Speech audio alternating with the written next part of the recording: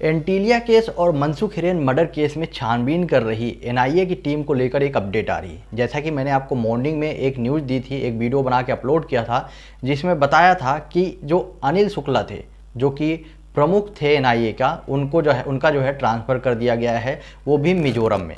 और उसके पीछे का रीज़न क्या सामने आया आपको पता है। उसमें सीधा सीधा बोला गया था कि वो जो है पिछले 6 साल से इसी पोस्ट पे यहाँ पे वर्क कर रहे हैं, तो इसलिए उनका जो है अभी ट्रांसफ़र कर दिया गया। वो बात जहाँ पर थी वो ठीक थी, लेकिन अब ये बात जो है तुल पकड़ती हुई नज़र आ रही है। और इसके पीछे का एक मेन रीज़न है, वो है एनसीपी। जैसा कि अभी तक किसी ने इस चीज़ का विरोध नहीं किया था, लेकिन अब जो है एनसीपी के ही एक बड़े नेता हैं हसन मुशर्रिफ, जो कि एक बड़े नेता हैं एनसीपी की, उनकी तरफ से इस चीज़ का विरोध किया गया है। और उनकी तरफ से बोला गया है कि जो अनिल शुक्ला हैं वो बहुत अच्छे से छानबीन कर रहे थे, तो उनका जो है ट्रांसफ़र करना गलत है, ये बीजेपी की एक चाल है। तो इनका जो हसन मुशर्रिफ है, जो कि एनसीपी के नेता हैं, उनका ये विरोध करना कहीं से हजम नहीं होता। आप सबको पता है कि इस पूरे केस में कोई और नहीं फंसा है। जो एनसीपी के जो नेता हैं, यानी मंत्री हैं अनिल देशमुख, उनका ही नाम सामने आया। उन्हीं के केस पे जो है छानबीन किया जा रहा है सीबीआई की तरफ से भी। और जो पूरा का पूरा जो है एनआईए जो छानबीन कर रही है, उसमें भी सचिन वजे पूरी तरह से फंसा हुआ है। और सचिन वजे जिन लोगों का नाम ले रहा है वो आप सबको पता है। तो जो एनसीपी के नेता हैं वो जिस हिसाब से उन्होंने ये गेम खेला है, वो कुछ भी समझ नहीं आ रहा है। या तो इसमें सबसे ज़्यादा फ़ायदा किसका है?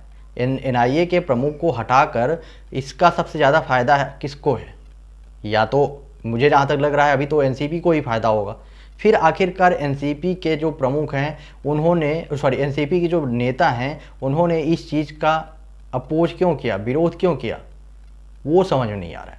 उन्होंने सीधे सीधे, या तो दो ऑप्शन हो सकते हैं, या तो जो है उन्होंने जानबूझ के ये गेम खेला है जिससे कि बीजेपी पूरी तरह से फंस जाए, मतलब बीजेपी को फंसाने के लिए उन्होंने जानबूझ के इस चीज़ का विरोध किया है। या तो दूसरा ऑप्शन हो सकता है, या तो इनका जो है अनिल शुक्ला जो हैं उनके साथ में इनका कुछ बात हो चुकी हो एनसीपी की, लेकिन वो मुझे नहीं लगता कि वो हो सकता है। क्योंकि जिस हिसाब से केस चल रहा था और अनिल शुक्ला जिस हिसाब से पूरी छानबीन कर रहे थे और एक एक करके सारे एविडेंस पब्लिक के सामने ला रहे थे, उस हिसाब से मुझे देखकर कहीं से भी नहीं लगता कि अनिल शुक्ला के साथ में इनका कोई भी पैचअप था। तो सबसे बड़ा जो पॉइंट अभी सामने आ रहा है वो सिर्फ और सिर्फ यही है कि अनिल शुक्ला का सपोर्ट इसलिए किया जा रहा है एनसीपी की तरफ से, क्योंकि वो चाहते हैं कि इसमें बीजेपी भी फंसे और बीजेपी का भी नाम खराब हो।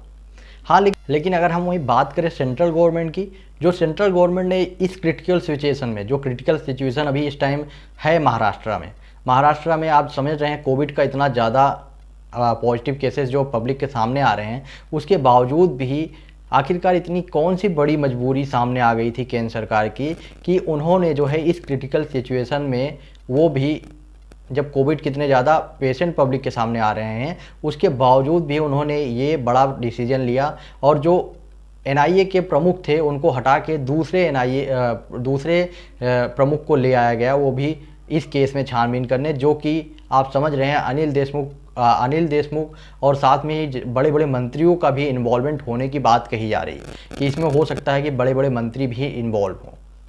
तो वो तो आने वाले ही टाइम पे ही पता चलेगा कि आखिरकार क्या रीज़न था जिसकी वजह से अनिल शुक्ला का ट्रांसफ़र किया गया। लेकिन एक चीज़ ज़रूर है कि अनिल शुक्ला का जो ट्रांसफ़र किया गया है उसके पीछे कोई न कोई एक बड़ा राज है, जिसकी वजह से ये सारा का सारा तमाशा किया जा रहा है महाराष्ट्र में इस टाइम। आपका क्या ओपिनियन है? आप अपना ओपिनियन कमेंट बॉक्स में बताएं और वीडियो को ज़्यादा से ज़्यादा शेयर करें।